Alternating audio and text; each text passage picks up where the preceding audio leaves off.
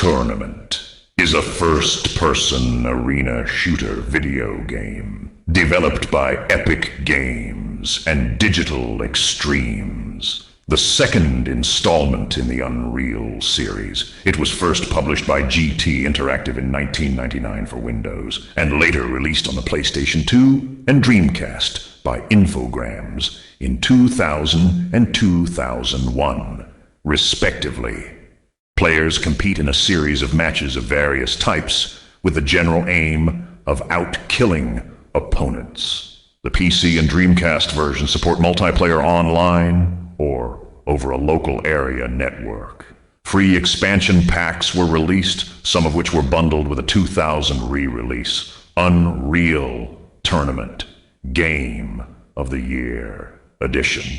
Powered by the Unreal Engine, Unreal Tournament received universal acclaim, often being considered one of the greatest video games ever made, with reviewers praising the graphics, level design, and gameplay, though the console ports were noted for having limitations. The design of the game shifted the series' focus to competitive multiplayer action with the releases of sequels: Unreal Tournament 2003 in 2002, Unreal Tournament 2004 in 2004, and Unreal Tournament 3 in 2004-2007. In 2014, a pre-alpha version of a new game in the series was released, titled simply Unreal Tournament. In 2017, Epic canceled the game. Gameplay. Unreal Tournament is an arena first-person shooter, with head-to-head multiplayer deathmatches being the primary focus of the game. The single-player campaign is a series of arena matches played with bots, where the player competes for the title of Grand Champion. The player moves up the tournament ladder in order to challenge the current champion, Zan Krigor, a mysterious being with exceptional skill. Also available is a practice mode, in which, as its name implies, the player practices a match.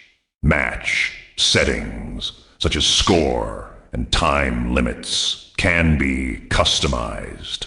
Also available are mutators, which drastically alter gameplay aspects, such as Instagib, which makes players compete with instant kill shock rifles instead of the normal weapons.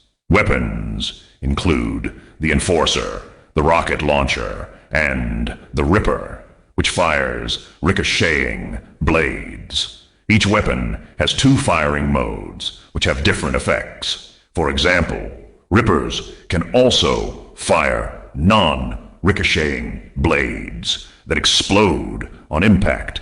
A special weapon is the Redeemer, which fires a miniature nuke and causes a large and powerful explosion. Items such as body armor, which reduces damage taken, health packs, which heal players, and damage amplifiers are scattered across levels. Levels are set in a variety of environments, including spaceships, outposts, and buildings like castles and monasteries.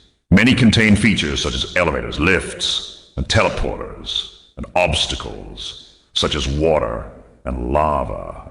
The game is backwards compatible with the majority of Unreal multiplayer maps. The PC version includes a level editor in which players can create their own levels, and the PlayStation 2 version supports the use of a USB keyboard and mouse, enabling players to play in a similar manner to the PC version.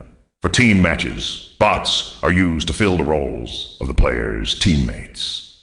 The player can choose the bot's skill level, or have it automatically adjust to the player's performance. Bots can be further customized by changing attributes such as names, appearance, and weapon preferences. In team matches, players can give orders to bots on their team.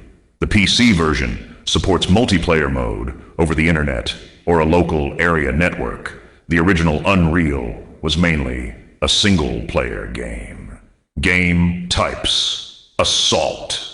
This game type is played with two teams, one assaulting a base and the other defending it. The map is set up with objectives which the attacking team must complete, usually in sequence, such as shutting down a power generator or entering an area.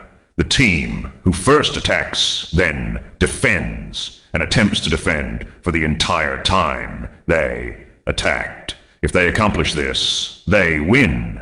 If the team defending first assaults the base faster than the other team, they win.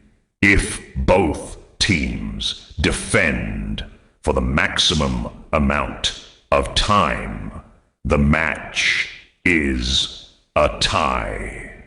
The Dreamcast version does not feature this mode.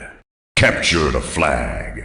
Players compete to capture the other team's flag and return it to their base. Competitive teams must use a great deal of team play. Both teams must defend the base from incoming attackers and get into the other team's base, take their flag, and return to base. Deathmatch. A classic every man for himself player versus player combat. The objective is to outkill all opposing players. Domination. Two teams compete to control various control points to earn points. Standard maps contain 3 control points. Control of these points is initially accomplished through occupation, physically occupying the space, but control of a point continues until a player from another team occupies the space. The first team to reach the point limit, or that has the most points when a time limit has expired, wins. Last man standing.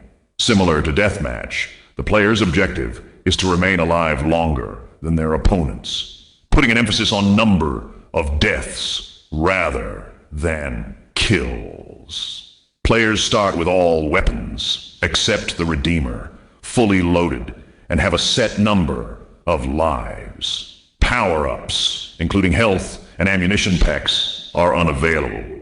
Once a player runs out of lives, they lose. Team deathmatch.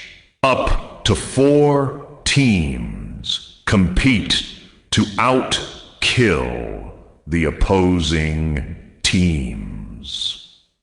4 bonus packs were released, each adding maps, characters, or features. For example, Bonus Pack 1 adds relics as mutators. Relics are special items that grant a significant advantage to their holder. They include, but are not limited to, the Relic of Vengeance, which creates an explosion when its holder dies.